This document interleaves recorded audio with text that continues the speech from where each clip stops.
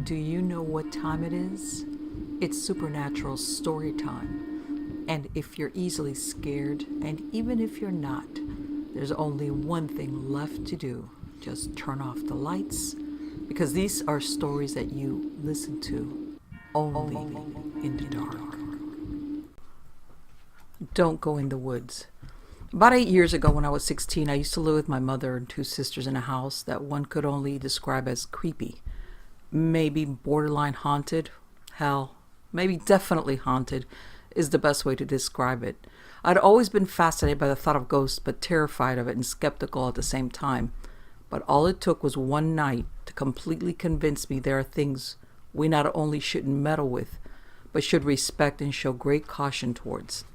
Our house was in a moderately wealthy suburban area, roughly a 45-minute drive outside of an average Midwestern city. Think lots of lush trees, winding roads, nature preserves, public schools with very high standards, and a lot of history. We'd been living there for a few years, and we'd begun to notice strange things happening late at night, almost always when we were separated from each other, sleeping in separate rooms, or when one of us was home alone. Strange noises, dramatic changes in temperature, electronics behaving strangely, our pets, 2 dogs and 2 cats acting odd, etc. One time we had 2 house cleaners quit in the middle of their appointment at our house, looking pale and terrified, convinced that they heard voices whispering in their ears while they were vacuuming the basement. Another time, I had a friend staying over who woke me up at 4 a.m. begging me to let him sleep in my room, claiming he woke up and saw a figure watching him sleep. I'd always written these occurrences off as being creepy, but nothing to worry about. I just assumed there were some rational explanation behind everything. Until this one night.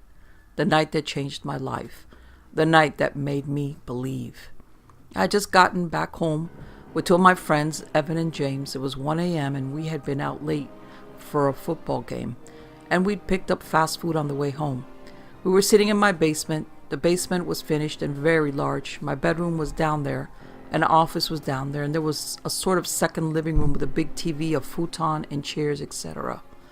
We were playing Xbox, Halo of course, and joking around when we heard a door slam upstairs. We thought it was strange, so I went upstairs to take a look. The door to the garage, oddly enough, was wide open, and the garage door itself was also open.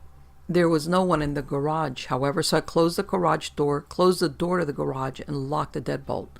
I walked around the house, couldn't find anyone, and nothing seemed out of the ordinary, so I just shrugged it off and went back downstairs. It was about 5 minutes later when we heard the same door slamming sound, this time even louder and twice in a row. It sounded like someone was slamming the door in a rage. We paused the game, and this time Evan and James went upstairs with me. We checked the door to the garage, and it was wide open again. The garage door was still closed. We were all thoroughly freaked out, but being 16-year-olds and wanting to seem tough, we managed to turn our fear into anger. We assumed someone had broken into the house. We grabbed various weapons. I grabbed a baseball bat. Evan pulled out his Swiss Army knife, and James grabbed my pellet gun. We went through the entire house. We checked every closet, every cupboard, and every room. I checked on my little sister's room. They shared a bunk bed, and they were both sleeping soundly. I checked on my mother's room, and she was asleep as well. Both of the dogs were in their room, and the cats were asleep on the windowsill.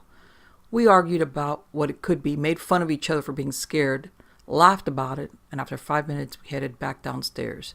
Before we even reached the bottom step, we heard one very loud slam. With our makeshift weapons, we ran up the steps as fast as we could to see if we could catch whatever was making that sound. This time the door to the back porch was wide open, and we heard footsteps. We ran into the living room, and the front door was wide open. We saw what looked like a dark figure running out of my front yard. All 3 of us argued for a minute. Evan just said, "Fuck, man! Call the police! Call them!" I agreed, but before I could call, James took off running after the figure. Fuck. We ran to catch up with him. It was almost pitch black outside. We lived right by the woods. We couldn't see James anywhere. "Fuck this," Evan said. "I'm going home." "We can't just leave him. God damn it. Let's just keep looking for him." In all honesty, I just didn't want to be alone in the woods. "All right. Shit. Let's go."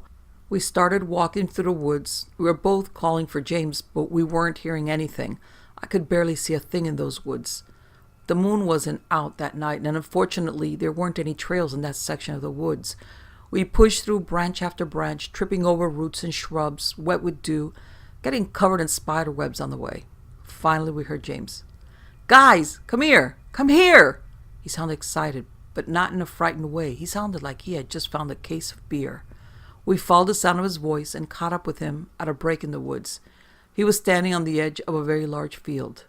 Strange, I thought, since there was nothing at all in the field. It looked man-made. The grass was short and well kept, but there were no signs of any roads or trails leading to it. He greeted us smiling and full of excitement. He pointed at the ground. There were some strange animal tracks. "Look! Elk tracks! Dude! My dad and I are totally coming back tomorrow and bagging that thing." James was ecstatic. He came from a hunting family and would often go hunting with his dad. Evan was furious. "What the fuck, man? Don't run off like that. Not cool." I was pretty irritated myself, but relieved that we found him. We sat down and lit up a cigarette to split between the three of us. Evan would steal them from his older brother. Things calmed down, and we were just starting to talk about what had happened. We had all hesitantly decided there was probably nothing to be worried about. I was still very nervous, however, because the elk tracks James had found didn't look right to me. They looked like hooves, sure, but they were huge and had little claw-like markings coming out of them from all sides. But James insisted they were indeed elk tracks. After a few minutes, Evan was giving James a lot of shit for running off. He finally got up and said, "Guys, guess who I am?" and took off running into the field. James laughed, and we went running off after them. I reluctantly took up the chase, but they were going so fast I just yelled, "Screw you guys!" and turned back. I sat back down where we'd been sitting and figured I'd wait for them to come running back. A couple of minutes later, they had run so far off that I couldn't see them anymore. I started calling for them but heard nothing. I was starting to get scared. Here I was by myself in the middle of an already strange night, deep in the woods, and my friends had seemingly abandoned me. I kept telling myself there was nothing to be scared of. But then I heard rustling behind the tree line that was at my back. I turned around and didn't see anything. I started to get more and more scared. I heard it again, but this time it sounded like it was closer. I stood up quickly and strained my eyes in the darkness, trying to see where the sound was coming from. I figured it could be Evan or James trying to scare me. "Guys, this isn't funny," I said. Rustling again, this time even closer. I strained my eyes as hard as I could and started to back away from the tree line. "Guys, seriously, this is not funny. Stop." And then it happened. I saw two eyes looking back at me. Two large, deep eyes reflecting back at me. The same way dogs' eyes reflect at night in the right angle. I froze with fear. I couldn't move. I couldn't scream. I couldn't do anything.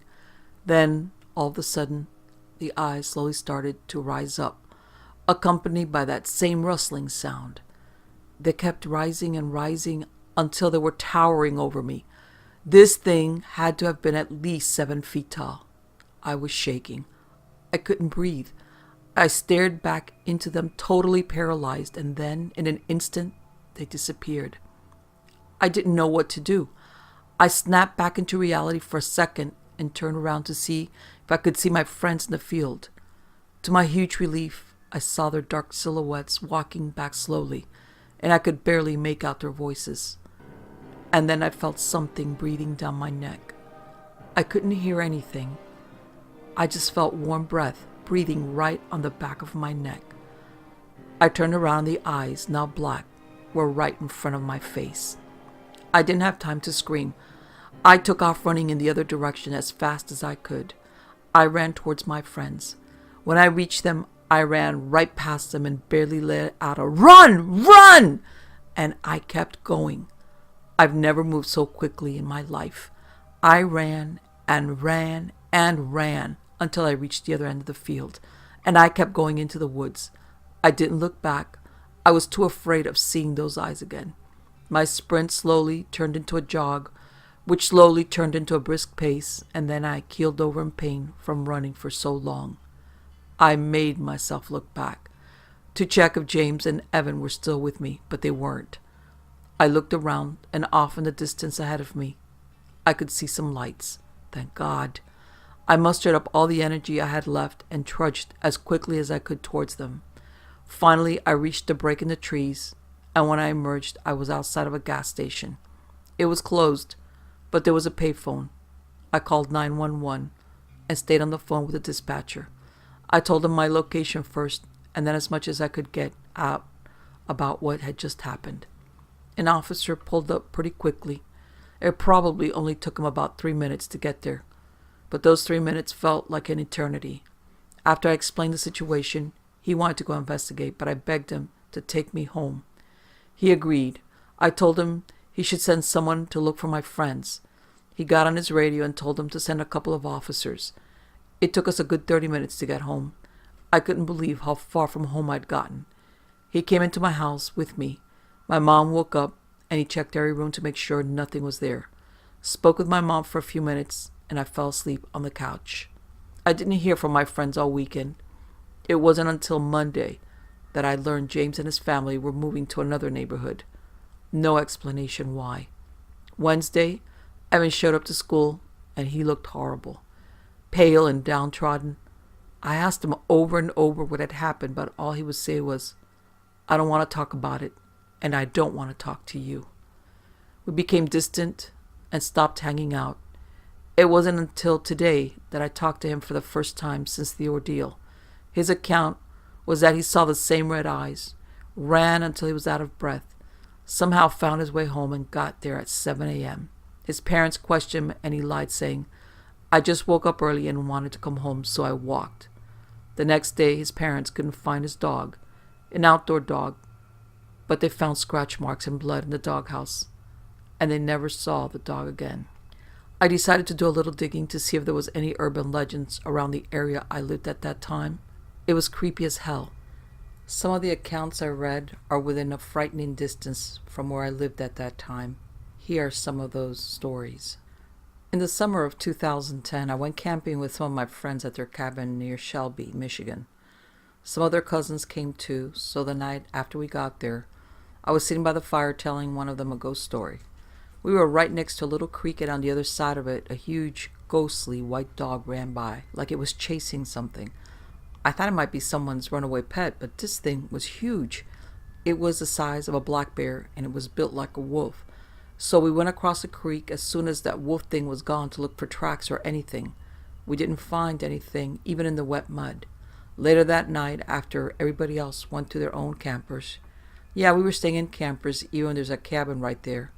It was really late, about 3 a.m, when the camper started to shake violently. So violently it woke me up. I heard a really low, deep growling right outside the window I was sleeping under. Then the camper started shaking again and the eerie growling continued. I knew it couldn't be storming out because there wasn't a cloud in the sky before or after that night. When we got back home, we found scratches that looked like claw marks about 7 feet off the ground, right above the window. Story number 2. It was 2009, and I borrowed my father's diesel truck to help my sister move. It was around 10:30 p.m., and all of a sudden I saw a small herd of deer emerge on the right side of the road. I slowed way down when I saw them. Instead of crossing, they all perked their heads and stared across the road, but there was nothing there.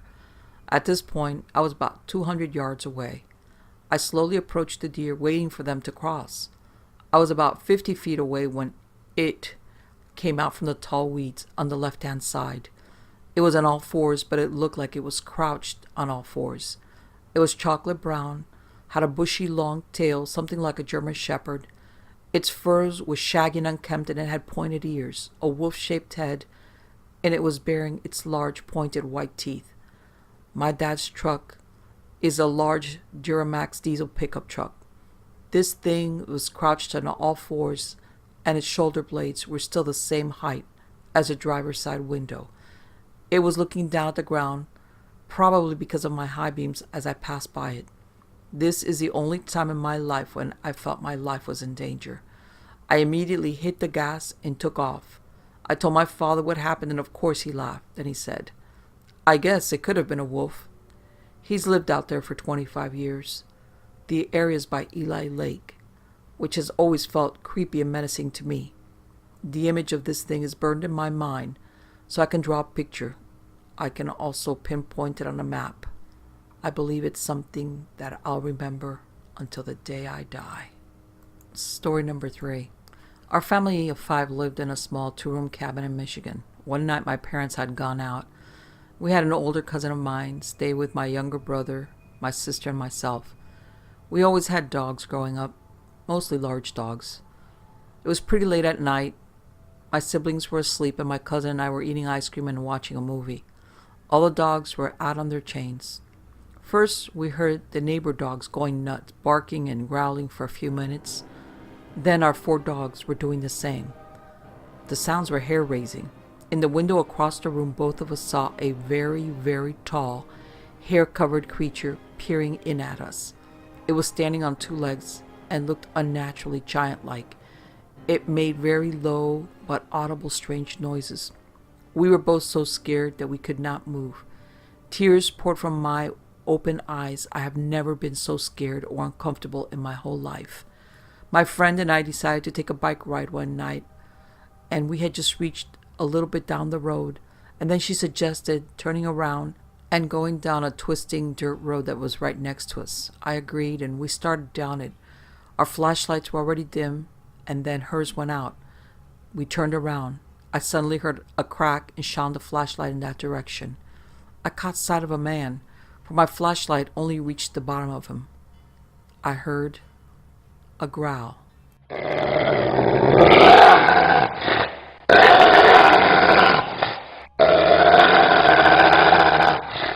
And then it moved, disappearing. We raced home, but my friend refused to believe that we'd seen the dog man. But I was convinced we had. Next story. It was spring of 2010 when my friends and I decided to go out for a walk at about midnight. We left the house and proceeded to walk across the highway and over into the country. After losing track of time and walking for hours and what turned out to be about 6 miles both ways, we came to a road that ran very close to Highway US 131. I and one friend were a couple of 100 feet ahead of the others when we got to the middle of the street, very close to a ditch and a small marsh on the other side. After walking into the middle of the road underneath the street light, we heard a very loud and deep growling and snarling.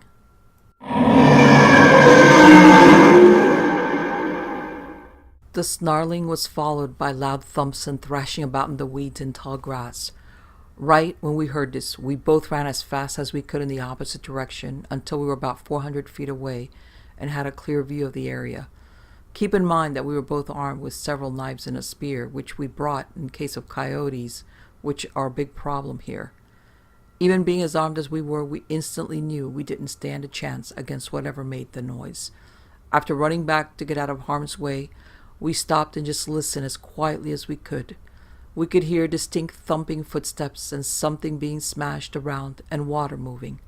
After a couple of minutes, without any further noise, we proceeded back towards it, which was the only way home. As we got closer, we could hear the same noises start up again, and more thrashing around.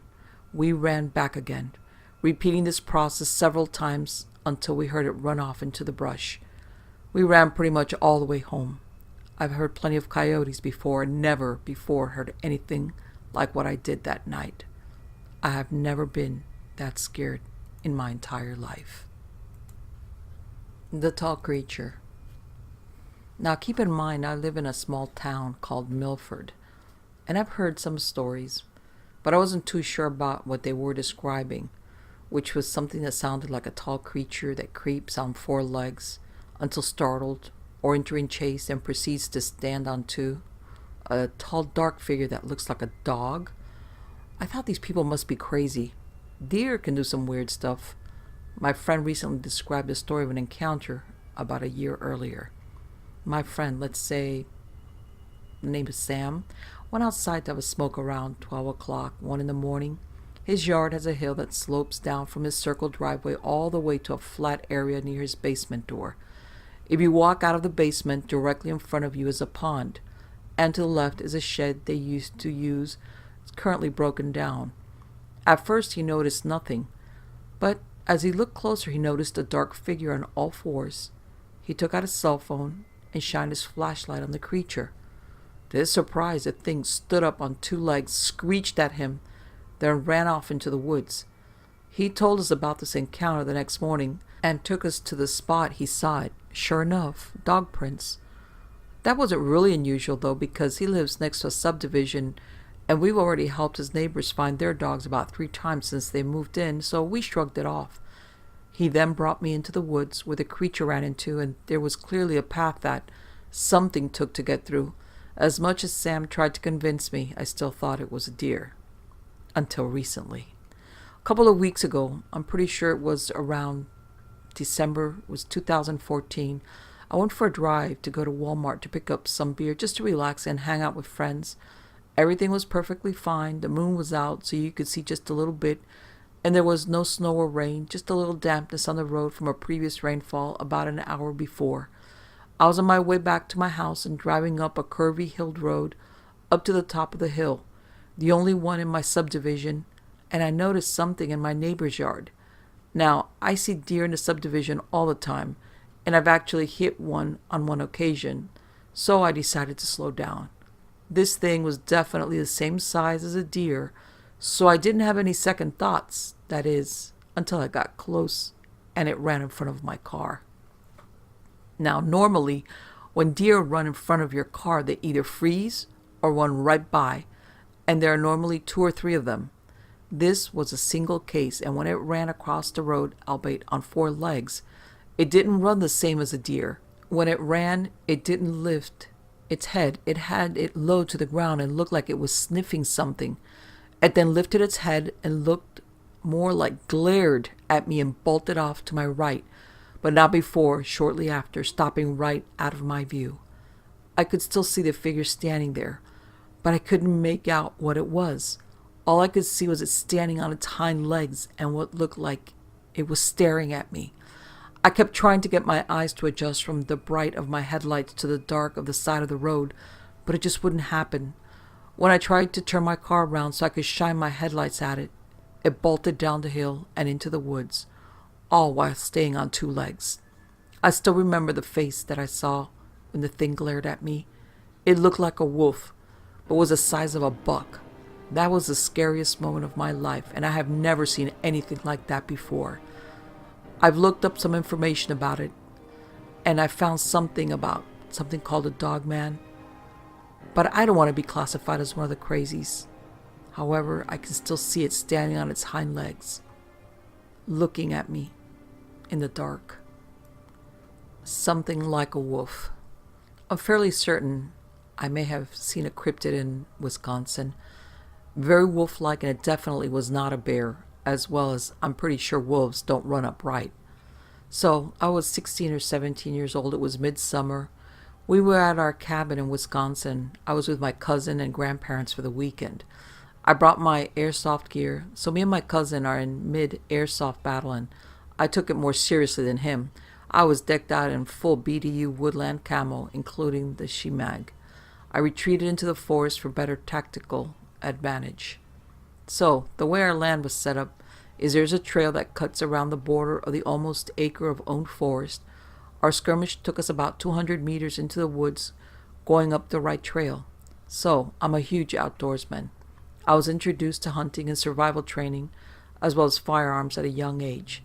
I had also been practicing MMA for a few years at that point. The point being, I'm not easily scared, and I'm comfortable in the wild. 25 years old now, and have even more training. However, I do respect the wild a lot more. I was cocky back then. Anyway, here's where things get strange. Our battle had ended, and we were standing at the edge of a slightly clearer area of forest and just talking. On the other side of the clearing is a hill that goes down to a small pond. Animals are a common sight around there, as it's a watering hole. Now, as any experienced outdoorsman will know, most small animals will go about their business even when humans are around. Birds will still chirp and whatnot, but when a big predator is around, the forest goes dead quiet. So me and my cousin were talking, and I decided to freak him out, so I shushed up and whispered, "We're being watched." He got quiet, and I realized that it was dead quiet. Not even birds chirping anymore. Then I got that feeling. You know, when you feel like you're being watched, and when you feel it, you are. I went into hunter mode at this point and started scanning the clearing. I went from right to left and back. On the second look, though, I saw it. Its teeth are what gave it away, as they contrasted with the background. Once I focused on it, I noticed a canine appearance in the head. It had dark reddish-brown hair or fur. Where it gets even stranger is it was leaning on a tree and had its front left arm gripping the tree. It appeared to have claws, and it was panting and staring in our direction with its ears up listening, while kneeling or crouching. I recognized it as a threat, as a predator immediately. Now, this all happened in the span of maybe 10 seconds before I said to my cousin, "We have to go." And he was a faster runner than me. When I said that, I was still watching the animal. My cousin took off. When he ran, the animal raised up and ran towards us and took a good 3 steps on 2 legs before I started to run. As I was turning to run, it appeared to have possibly been going to all 4s. I got to the fork in the trail to find my cousin waiting. I yelled, "Go, go, go!" And we ran back to the cabin. While running out, I could hear it crashing through the woods behind me, but it did follow beyond the tree line. At the time, I thought it had the intention to do harm, but now that I look back on it, I think it was just being either territorial or it was a bluff charge, because most animals can easily outrun humans on foot. If it really wanted one of us, it would have got us. I've tried to explain it away as being a bear or a big wolf, but what I saw just does not add up to being a known animal. I'm still stumped by it. I'm normally very skeptical, however, I know that what I saw was not normal, and I am less skeptical than I used to be. I'm still nervous about the forest. I don't go into the woods alone or unarmed anymore. I'm not scared of any man, but I certainly don't want to see anything that looks like a werewolf again. Because what if the next time I run across one of those things, it decides it doesn't want to let me go? Bizarre encounters. I decided I would share some of my grandfather's stories that he told me about his time working as a forester in Michigan's Manistee National Forest. For some background, my grandpa started working in the Manistee area in 1949 when he was 28 years old. Before then, he had been drifting around the region, doing odd jobs and logging until he was hired by the Forest Service in the northwest part of Michigan's Lower Peninsula. The work, as I understand, was slow, and most days he and his crew were sent to different parts of the forest to address various tree and land concerns. Grandpa was always an avid outdoorsman, and he enjoyed hunting and fishing just about as much as anyone in the region. Sadly, he died in December of 1998, when I was still rather young, but I remember whenever we went to visit him and Grandma, he would sit my brother and me down and tell us about his days in the Forest Service. Working outside every day allowed him to witness all sorts of wildlife, like black bear, whitetail, fox, and even bobcat back in those days. He often relived his encounters with bears while he was deep in the forest, telling us that those moments were some of the most memorable of his life, being up close to such beautiful and powerful animals. Usually his tales were exciting, and the enthusiasm with which he told them inspired us to go out into the backyard and look for animals in between the pines. Although there wasn't much wildlife around their property, they still always kept a close eye on us and never let us wander too far from the house. Finally, a few years before his death, Grandpa deemed my brother and me old enough to be told why. I was about 9 and my brother was about 11 when Grandpa first opened up about the strangest thing that had ever happened to him. All our childhoods, we had heard him go on and on about the peace that the wilderness brought him, or used to bring him. But this time his tone was completely different. I don't remember all the details, but I asked my brother to help piece Grandpa's story, and my dad as well. He too had heard of the experiences in question multiple times. It was the mid-50s. He never gave out the exact year, and October had rolled in behind cool autumn breezes and the sound of Canada geese flying southward. The first of his strange stories had occurred at night as he was driving home from a local bar where he and his crew had spent the last few hours after work. It was a windy night, and the pines on either side of the road were blowing ferociously. No moon or stars could be seen, through thick cloud cover, so the only illumination of the road ahead came from Grandpa's headlights. By his reckoning, he must have been going close to 50 miles per hour at the very moment when something huge leapt across the road not 20 feet ahead of him. His headlights had shown the animal's silhouette. It was dog-shaped, but massive, almost stretching all the way across the road. It only made one bound to get from one side to the other, and its size alone was enough to unnerve Grandpa. At the time, he had assumed that the animal was just a very large wolf, except timber wolves hadn't been spotted in that region for decades.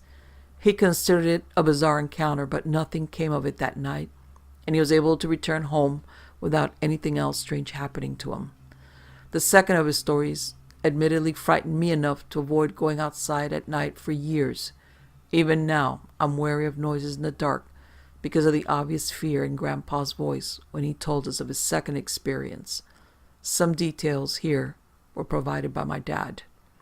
It occurred in the same month as his first encounter. A few weeks later, on a night that was pretty cold for the season, maybe it hit 40 degrees, but it was a calm night with little wind. Grandpa's house at the time was really small, and it stood in a lot with about 6 other similar-sized and built edifices. None of his neighbors tended to stay up very late, so it surprised him to be awakened by loud noises at about 1 in the morning. They sounded like scratching on sheet metal, with occasional thumps and bumps like an animal was trying to get in.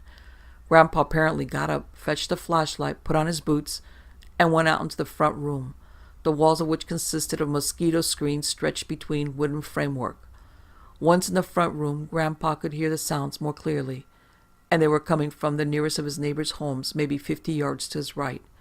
It was incredibly dark out there, with no street lights to illuminate.